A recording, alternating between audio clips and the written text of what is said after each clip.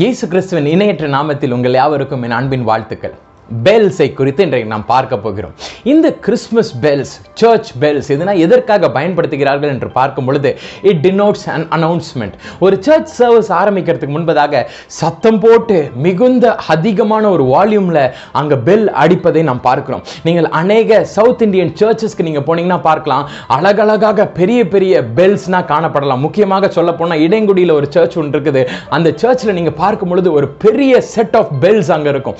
அத்தனை பெல்ஸ் அது சேர்ந்து when they start to chime, அது பாடல்களை கூட இசைக்கும் வண்ணமாக அந்த பெல்ஸ் எல்லாம் அவ்வளவு அழகான டியூன் போடக்கூடிய பெல்ஸாக இருக்கிறது. இந்த பெல்ஸ் எதற்காக பயன்படுத்துறோம்? It is used to give an announcement. ஒரு அனௌன்ஸ்மெண்ட் கொடுப்பதற்காக ஜாய் பெல்னு சொல்லுவாங்க, சாரோ பெல்னு சொல்லுவாங்க, கிறிஸ்மஸ் பெல்னு சொல்லுவாங்க, சர்ச் பெல், அந்த சர்ச் டைமிங்ஸ் கூடிய பெல்னு சொல்லுவாங்க. இப்படியாக வெவ்வேறு விதமான பெல்ஸ் நம்ம பார்க்கிறோம். லூக்கா எழுதின சுவிசேஷம் 2வது அதிகாரம் 14வது வசனத்தில் நீங்க பார்க்கும் பொழுது அங்கேயும் ஒரு அனௌன்ஸ்மெண்ட் வருது. It comes as a bell ringing. ஒரு பெல் எப்படி அடிச்சு ஒரு அனௌன்ஸ்மெண்ட் வருதோ அதே போன்று வருகிறது. என்னது? glad tidings of great joy. உங்களுக்கு மிகுந்த சந்தோஷத்தை உண்டு பண்ணும் ஒரு நற்செய்தியை உங்களுக்கு நேராக நான் கொண்டு வருகிறேன் என்று. என் அன்பு சகோதரனே சகோதரிகளே, இந்த நற்செய்தி என்ன தெரியுமா? இந்த பெல்ஸ் எதற்காக அடிக்காங்க தெரியுமா? இந்த பெல்ஸ் அடிப்பதின் நோக்கம் எதற்காக தெரியுமா? பிசாசுகளை விரட்டுவதற்காக. ஒரு பக்கம் அது அனௌன்ஸ்மெண்ட்டை மேக் பண்றதுக்கு தான், இன்னொரு பக்கம் நீங்க பார்க்கும் பொழுது அந்த பெல்லோட சத்தத்தை கேட்டோன்னே பிசாசு தலதரிச்சு ஓடும். இன்றைக்கும் அதே நற்செய்தி உங்களை நோக்கி கடந்து வருகிறது. இன்றைக்கு உங்களுக்கு விரோதமாக இருக்கக்கூடிய எல்லா பிசாசுகளும் இன்றைக்கு அந்த பெல் சத்தம் கேட்டவுடன் இன்றைக்கு உங்களை விட்டு அது துண்ட காணும் துணிய காணும் ஓட போகிறது. Hallelujah! It is going to run away from you. All your demons are going to flee in the mighty name of Jesus.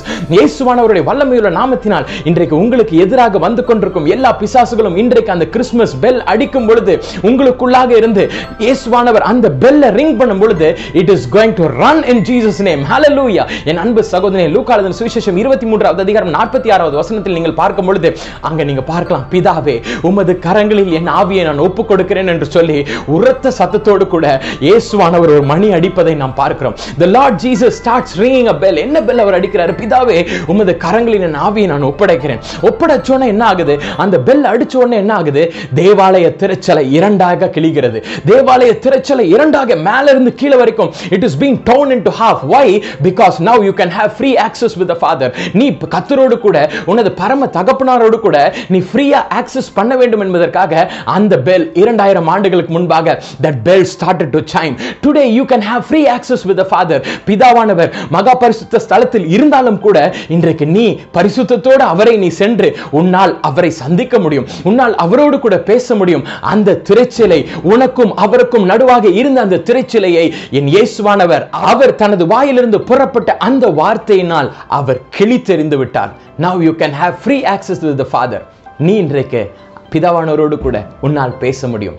அவர் உன் பேச்சை கேட்க வேண்டும் என்று அவளோடு வந்திருக்கிறார். ஆண்டவரே, உம்மோடு கூட நான் பேசணும். ஆண்டவரே, உம்மோடு கூட நான் ரகசியங்களை பேச வேண்டும் என்று இன்றைக்கு நீ கேட்பாயா?